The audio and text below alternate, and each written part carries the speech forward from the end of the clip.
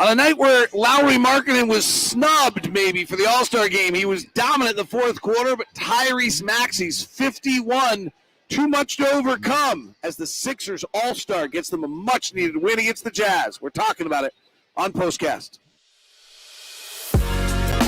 You are Locked On Jazz, your daily podcast on the Utah Jazz.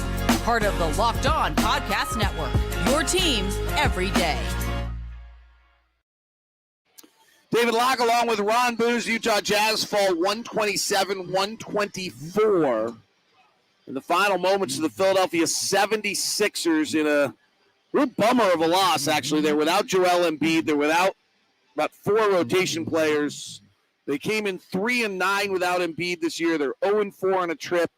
They're on the 5th game of their trip. The Jazz are back home in the friendly confines. You're coming off 2 bad performances in Brooklyn and New York, hoping to get right, and this one will sting a little bit, Ron. Yes, it will. And it's strictly what stings, and probably more about us anyway, but all the players there as well, is how shorthanded the Philadelphia 76ers are. They were shorthanded minus Embiid in the first ball game in Philadelphia. The Jazz win that.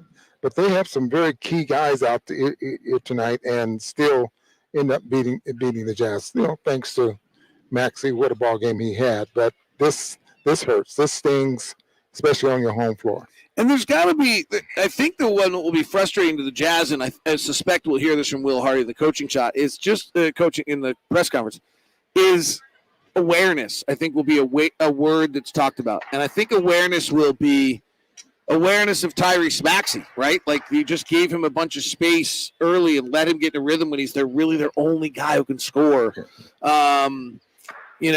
The awareness of the value of possessions is something that Will Hardy talked about after the Knicks game, that we've got to get better at understanding the key, most important possessions of the game and when those are. And Tim Lacombe kind of said at post-game show as well, like, it just didn't feel like there was that. There's some ill-advised shots. There's getting caught from behind and stripped at midcourt. There's some bad turnovers there tonight by the Jazz in moments that felt very crucial to their success. At the right time for them. The wrong time there for the Jazz, where those mistakes are made. And as you mentioned, that one that I think was Reed that runs up the backside of Keontae, and I think the Jazz has some momentum going there.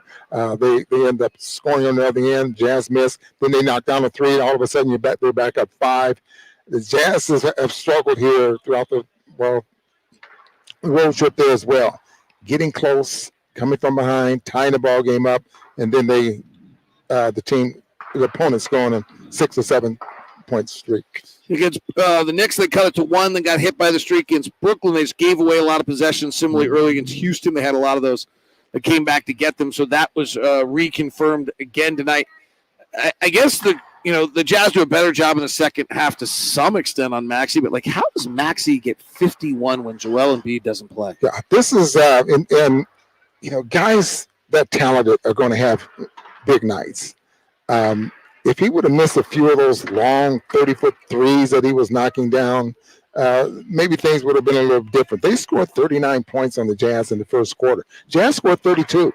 That's good. Yep. But they just could not stop Maxey, who got off to a good start. The Jazz stayed in the zone, and boy, they just got beat. I mean, what else can you say? All right, from a Jazz standpoint tonight, they have a pretty good offense tonight. They shoot 52%, 33% from 3. Lauri in the fourth quarter was really brilliant. He had 14 points coming into the fourth quarter. He had 14 points in the fourth quarter. And we saw a lot of different things from him in that fourth quarter. Yeah. Lauri is he's a scorer. And you can give him the basketball at any position. He can get a shot off. Why? He's 7 foot. He doesn't need much space. You can't block his shot. Doesn't hardly need to play. It was a couple of shots tonight where he didn't even put the ball on the floor. He just turns, the opponent's on him, just raises up and shoots over the top. That's on the offensive end of the floor. So he is, well, for the most part, he goes when the Jazz go when he goes. The next step that's got to happen in this season, I think, for the Jazz to some extent, is getting more comfortable with Walker on the floor offensively, because Walker only plays 14 minutes tonight, if I'm right on that. Yes. And he was really impactful defensively. But it's very clear that for this team offensively, they feel they need to have John Collins on the floor. And so how can they be successful offensively with Walker on the floor, I think is a major storyline moving forward for this team. So how do they get creative enough to keep Walker on the floor? Quinn did a very good job of that with Rudy, but the game has changed so much in the last couple of years that's really, really hard to do. Going forward, this is on not necessarily on Collins, but it is on Walter Kessler. You have to get better at your offensive game in order to make yourself, liable out there on the floor. Now, what does that mean? Because it's not necessarily shooting. Some of it's pick setting, right? He gets called for moving pick today. But he's got to be a viable, good pick and roll big that'll freeze the guards on picks, and then being a roll guy. Like, he's got to be viable in that sense. Like, what does that necessarily mean that he has to do? Okay, let's take a look at Paul Reed. I mean, what did he do? I mean, he's a threat in the paint. I mean, we're talking about offense now. We know Kessler is dominating. I mean, he's awesome defensively. Gets the job done. But if he turned into a slasher with a catch, little jump hook, something like that, to the point where they have to guard him. This morning they worked on pick and roll from the 3-point, from the sidelines outside the corner three, trying to get him catching the basketball to the middle of the floor, shooting the basketball. But most of the time it was something lobbed at the rim. That's what I'm talking about. Catch the basketball there. Maybe it's a shot from about 3 or 4 feet away from the basket, little jump hook or something like that. That makes him a threat to the point where they just not worried about him just scoring anywhere on the floor. But it's on him. I mean, he has to get better at that. And you get better at that, you got a long career in this league.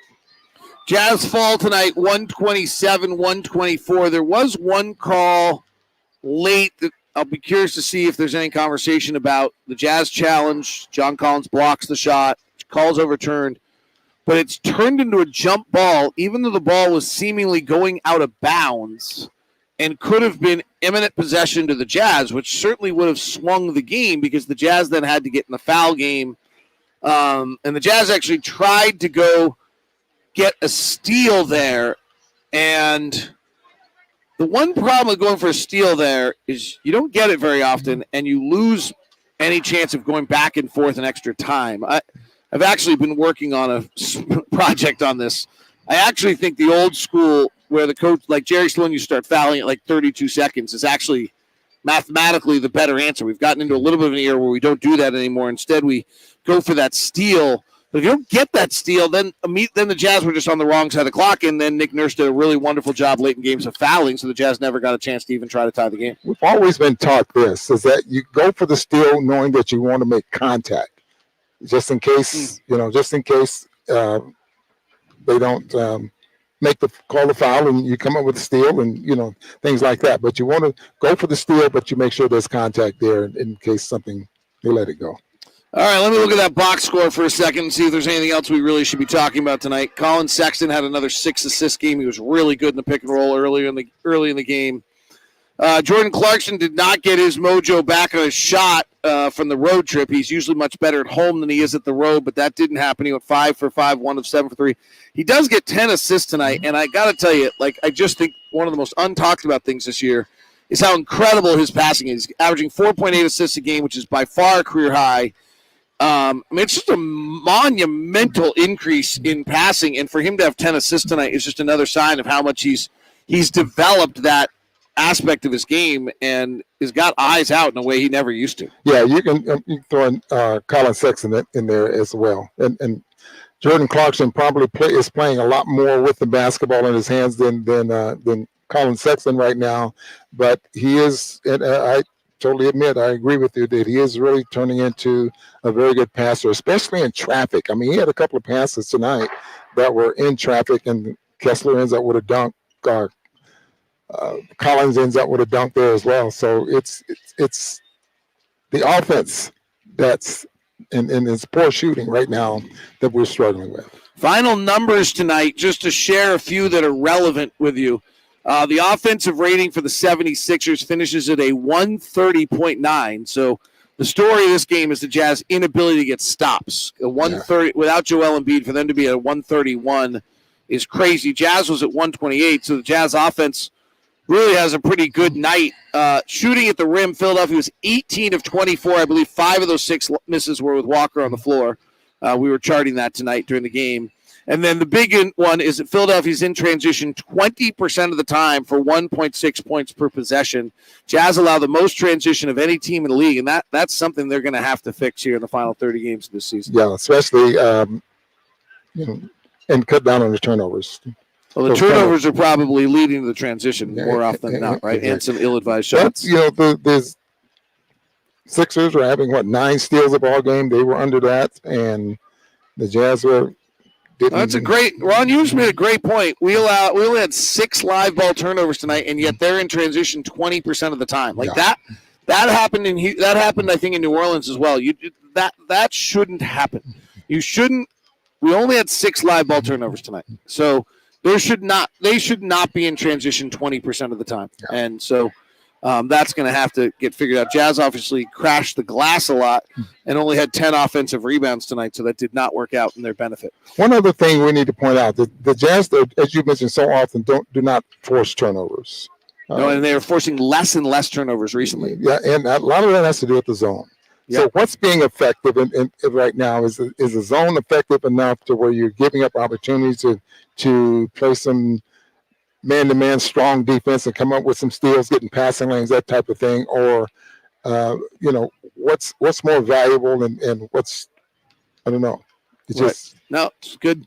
All of it has got to be weighed on a little teeter-totter. 3 losses in a row. Jazz will be home Sunday against Milwaukee. They get 2 practice days. They really have not had a practice day here in a little while. Sounds weird, but road practices aren't good because, at home, you have 4 courts you can practice on, and on the road you kind of have 1.5 because they're sometimes a college gym and the lines aren't. Yeah, it's not enough room.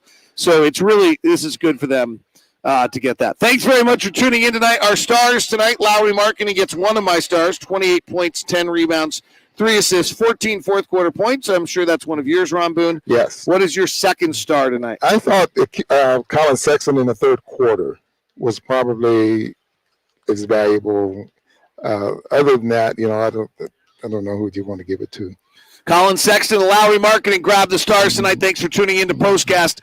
We'll send you now to the first 24/7 national sports stream on YouTube, Locked On Sports Today. It's also available for you on Amazon Fire TV. Search for Locked On Sports Today. Have a great one.